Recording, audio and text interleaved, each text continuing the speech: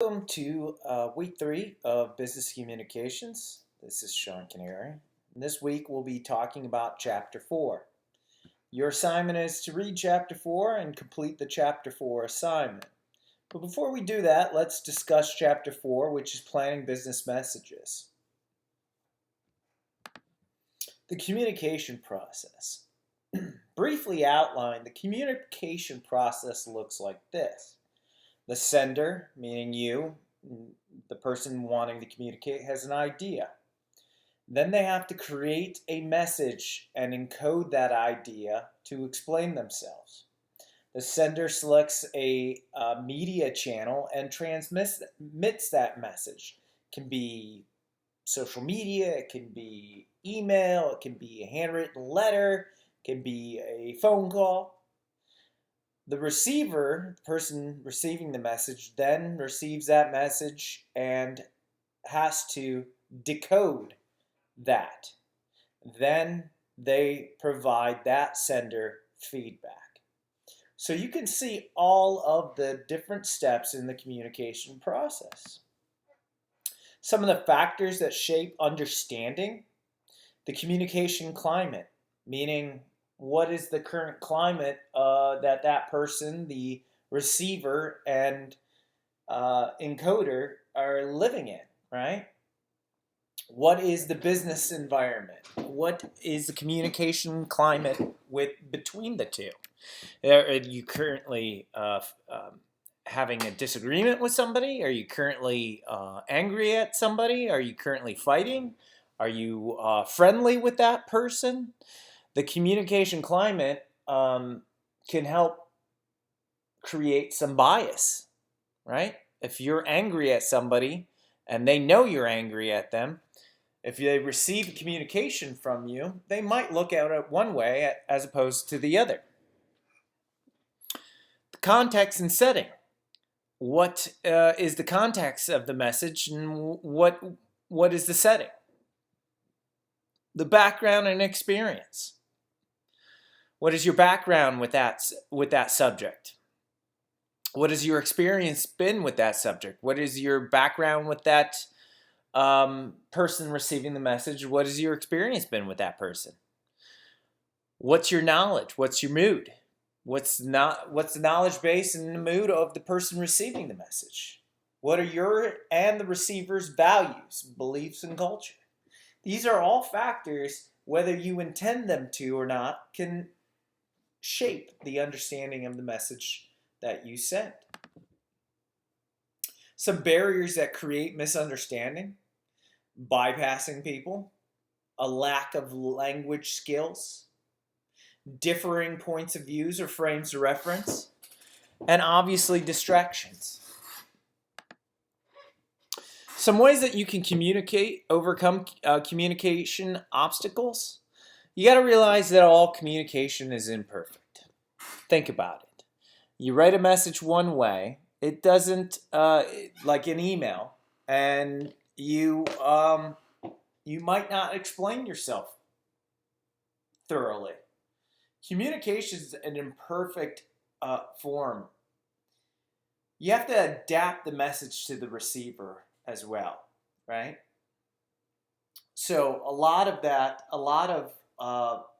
of misunderstanding and communication obstacles can be overcome simply by adapting the message to the person that you're sending. Improving your language and listening skills also helps. I mean, my spouse responds well when I listen intently and communicate and improve my language with her. Question your preconceptions. It's important that you also question your preconceptions or notions as far as how communication should be. Ask yourself, is this the best way to communicate with somebody? Also encourage feedback from the people receiving your messages. Ask how you can get better in your communications. Now, when defining your business writing goals, and this is, of course, is to improve your business communications. You need to improve your business communication writing And this is how you're going to do this, by defining your goals. Be purposeful in your writing. Don't write messages just for the sake of writing messages. Be purposeful. Have a purpose to your message. Be economical with your messages, right? Don't over communicate. Don't under communicate. And make sure that it's audience oriented. Make sure that you're writing for the audience or the person that you're trying to reach. To help you on this way, and the assignment that's due next week, is to introduce the 3x3 writing process, right? And it goes a little like this. You have 3 areas. You have pre-writing, drafting, and revising. In the pre-writing area, you have 3 objectives. One is to analyze the audience and purpose, anticipate the audience and its reaction to the message, and adapt that message to the audience. And we'll go over that here in a minute. Then during the drafting process, you need to research background and collect the info, organize that info, and draft that first version of that message. And then finally, in the revising area of the writing process, you need to edit for clarity, of course, proofread and fix any mistakes, and then evaluate whether or not that message is going to help you accomplish your goal. So how long should this process take? Well, overall, it's important to remember that the process is recursive, not linear. Writers revise continually as they progress, but genuinely, pre-writing should take 25% of your time, drafting should take another 25%, and the majority of the time should be spent revising. Pre-writing, revising your drafting to make sure that you're communicating effectively. So let's talk about that pre-writing and anticipating and profiling the audience, right? Who's my primary reader or listener? Do I have a personal and professional relationship with this person? What position do they hold in the organization? How much is known about the topic I'm writing about? Does the person's education, beliefs, and cultures and attitudes have a role to play? Will their reaction be neutral, positive, or negative? These are all important questions about profiling the primary audience. What about the secondary audience that's going to be affected? How is the secondary audience different than the primary audience? Do I need to supply more background information to make them understand, to help them understand my message better? And then how can I reshape that message for a secondary audience? These are all important questions that you, the writer, needs to ask themselves. But also remember, the main question that receivers will be thinking when they get their message is, what's in it for me? WIIFM. Just remember, whenever you're creating a business communications, they're going to be receiving your message saying, what's in it for me? So make sure that you clearly state what is in it for them. Some factors that affect channel choice. We always ask ourselves, what's the best way to communicate? What is the best platform to use to communicate clearly? Remember that these are the factors that can affect which channel to use. The message importance, right? How important is the message? The amount and speed of the feedback needed. Obviously, if we need a quick feedback, we're not going to choose a mailed letter, right? The need for permanent record, right? Meaning, do we need this to be stored and secured so that we could go back and reference this in future meetings or with other people? The cost of the messaging, the degree of the formality, the confidentiality and sensitivity of that message, the receiver's preference, and obviously the receiver's technical expertise. 10 levels of richness in today's workplace communications, from richness to leanness, meaning which is the best level, which is the best way to communicate in business, to the worst. Number one, the best way is face to face, right? It's best for persuasive, bad news, and personal messages because there's a lot of nonverbal cues that you can give. If you can't be in person, the next best is telephone, right? Because when you can't meet in person, it's convenient. Everybody has access to it. Next is video chat. It's almost as almost very close to telephone, but not everybody is an expert with video chat. So there's some technology barriers there. But it's also the best opportunity to communicate in a group. Next, the fourth best is email. It's better routine messages that do not require immediate feedback. Instant message or Slack is best for short online messages that need a response really quick. As far as the worst areas, a letter. This is important for external messages that require formality, sensitivity, or written record. I know you can send e-receipts through emails, but a letter is an opportunity for you to send and store the information that you did send it. Inter-office memo is seventh best, and it's usually used when email is not available. The eighth is a blog to share ideas across a wide variety of people. The ninth is a report, right? A report is used to deliver considerable data internally or externally, but it's not very concise, and it's not able to be formatted for individual users. That's why it's one of the worst. And then finally, the worst level of communication is wiki. Using some sort of a wiki type of atmosphere where you can where a large group of individuals have access to the same area. Not the best way to communicate in the workplace. Let's talk about 8 adaptive expert writing techniques.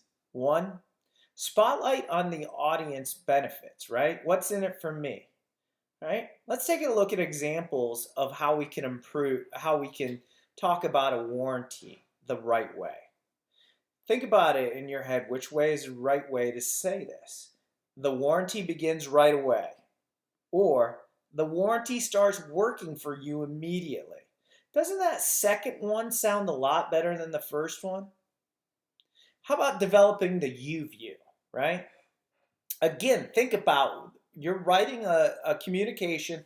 It should be all about the person receiving your communication. So write about the you, right? Instead of saying we have created an account dashboard that we love, say your account dashboard gives you complete control. What's in it for you? That's the way to do it. Next, be conversational, but be professional. So instead of writing a message back to somebody going, your report was totally awesome, dude, you need to write, your report was well written. Express your ideas positively, even in negative situations. Think about it. Wouldn't you react better to somebody saying, hey, we could ship you out that product on May 1st, instead of, yeah, we can't ship it to you until May 1st. I think you will respond to that a little bit better if it's stated that way. Be courteous, right? Be courteous to people. Instead of saying, you must review the figures, how about trying, please review these figures quickly. You can attract a lot more bees with honey than you can vinegar, as my grandma would always say. Employ bias-free language, meaning don't stereotype, don't have any bias towards any group of individuals, right? Don't ever say our office girls can do this for you. That's very misogynistic and sexist, and don't do that. I mean, that language shouldn't exist in professional workplaces. But instead say our office workers can do this for you.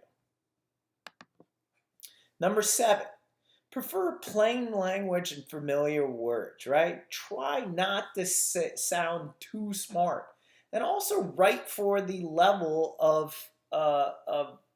that you're trying to communicate with, right? If you're writing to a group of younger individuals that are in elementary school, don't use big words. Try to communicate in a language that they can understand. Instead of saying, the remuneration is, try saying something easier like the salary is.